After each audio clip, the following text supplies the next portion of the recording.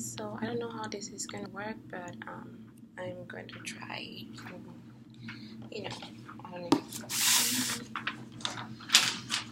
I already recorded this video, but something happened.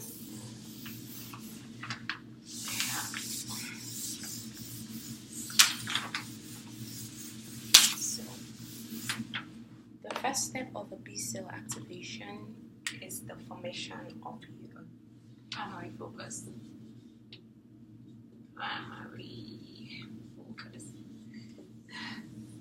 So you probably have to go over your notes and the slides before, listen to the lecture before watching this video, because you're going to get a bit confused. So I'm not here to teach you, I'm just going to explain what you already know, just help you to understand it better. So go over the slide, listen to the lecture first before you watch this video. Don't rely on me.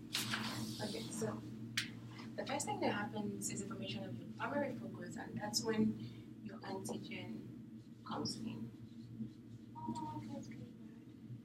Your antigen is going to come in. This antigen has what is known as C3b on its surface. So your antigen is going to come in, and it's going to go to your lymphatic node.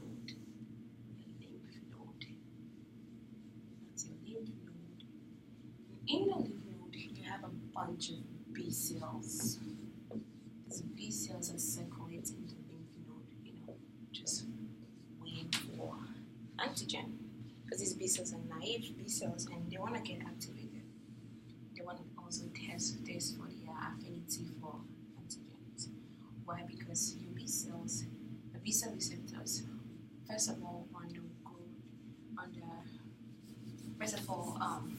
during the process of the B cell receptor recombination process, or recombination process of your heavy chain and your light chain, you had different VDJ, DJ recombinations of both the heavy and the light chain. So these B cells are different, they have different affinities for antigens. And so now, the antigen comes in, the B cell is going to try to match its affinity for that antigen, and if one B cell fails, the next one is going to try until that B cell binds to that antigen. And that's the first thing that happens. So once this B cell binds to that antigen, that B cell is going to undergo clonal expansion. When it undergoes clonal expansion, before it encounters the antigen, the B cell receptors all spaced out as the IGL-5 and IgB, and once it encounters this antigen and binds to it, the receptors on that B cell are going to swing over to one side of the B cell, and this process with the swing over and become in close proximity is known as it's called cross-linking.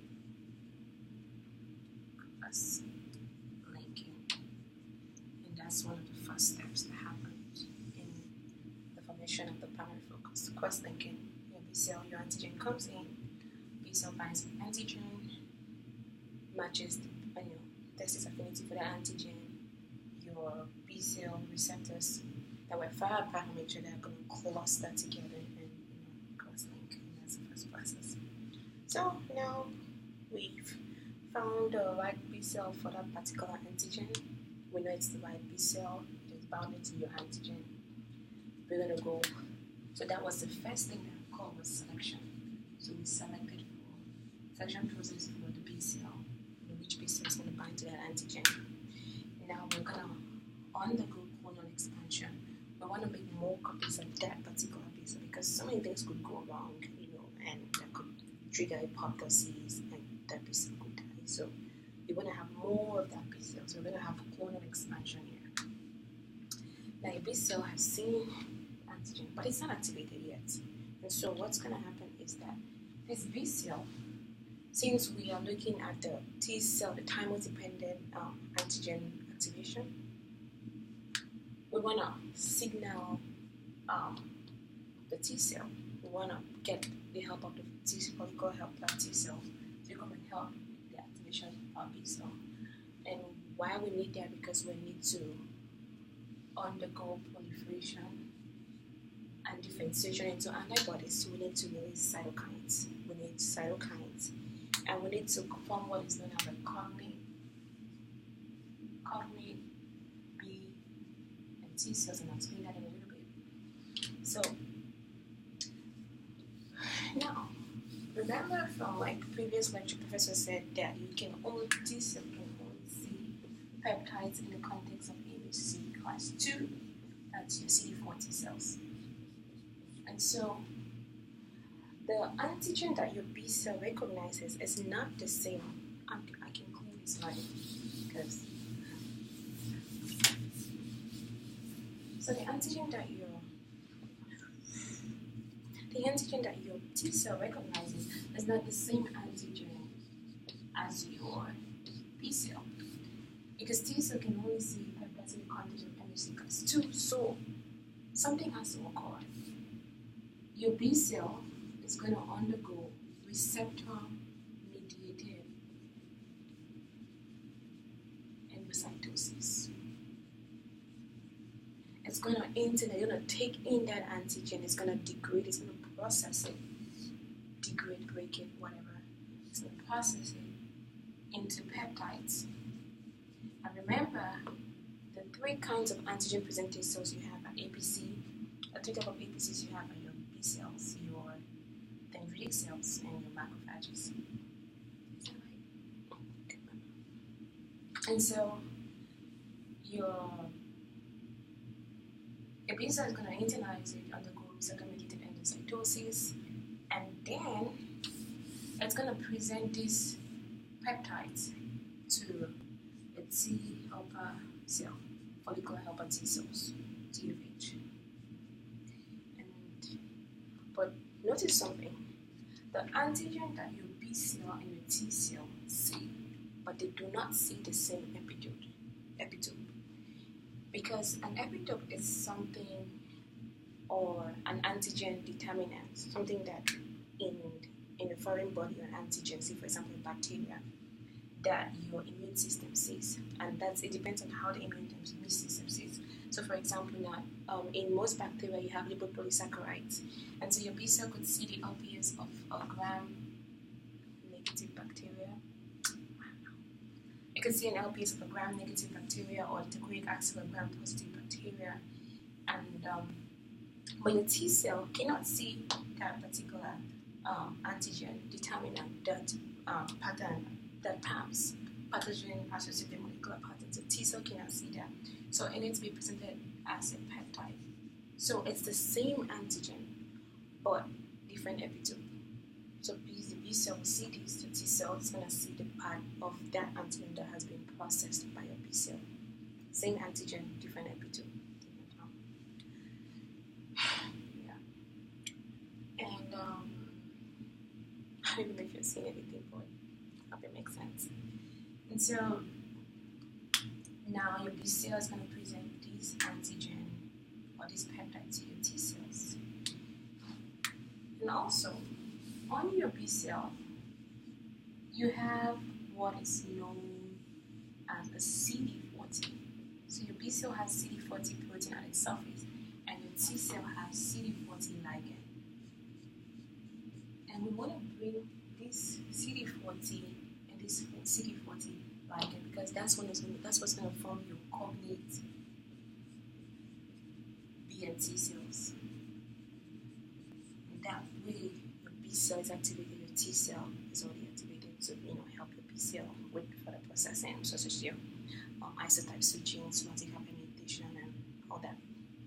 And so the CD40 ligand, B cell, and your T cell is also going to release cytokines, because we always want to make, we always want to undergo clonal expansion. That's one of the function of your adaptive immune system. You want to undergo clonal expansion. You want to make multiple copies, because multiple copies of a particular B cell that will be there for memory. Just if you have an infection, and the infection resurfaces, you're already going to have copies of that particular B cell available to do work.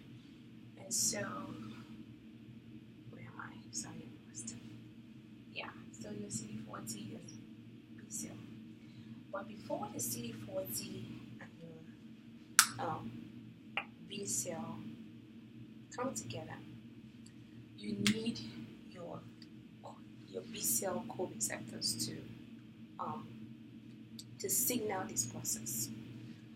What's going to happen is that, remember when we talked about complement systems, on your pathogen surface, because this pathogen already encountered macrophages, it has C3b on its surface.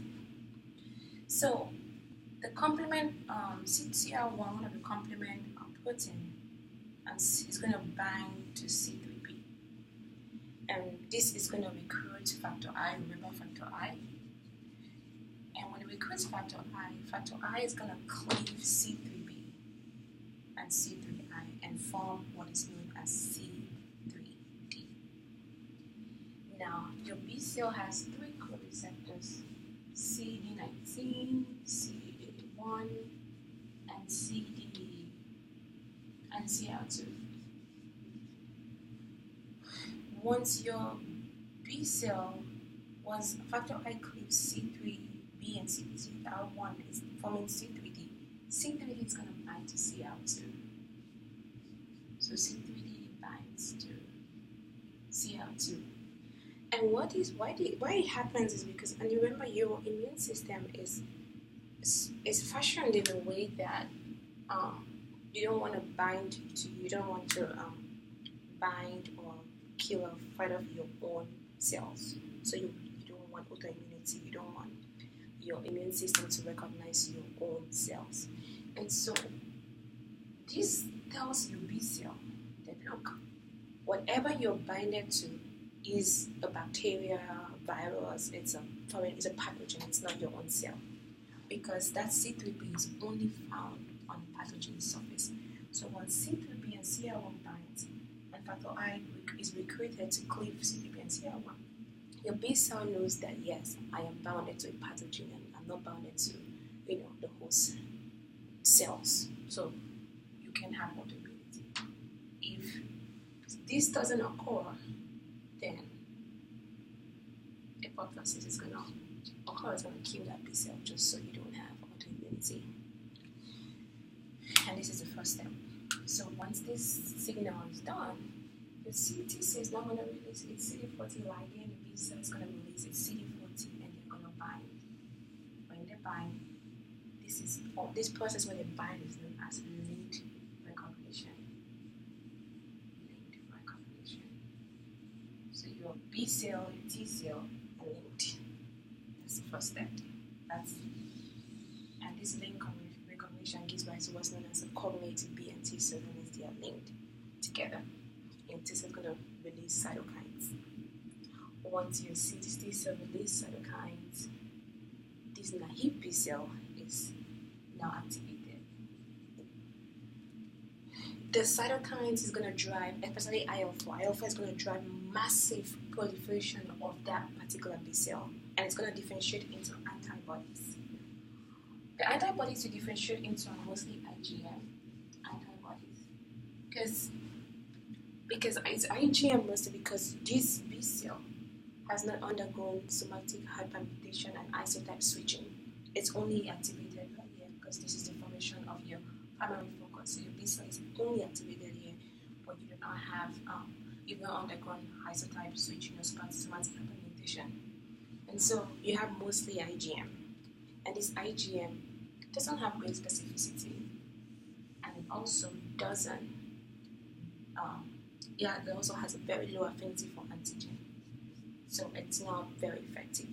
And so the goal of the somatic hypermutation and isotype switching and affinity maturation is to make a B cell that is very, very effective, that is very efficient in binding antigen. So you want antibodies that are very, very effective that can help fight off infections. And so that's, I'll cover that in another video. If you need help with that, let me know. I'll make a video for you. But Yeah. So you've linked your B cell or your T cell, you have your cognate B cell, and we're going to undergo massive proliferation, differentiation for this low affinity, so that will give rise to the next phase of the B cell activation. Thank you. I hope that helps. I hope it helps you. You look like a hot mess. Oh my god. And my handwriting on the board is so bad. Like,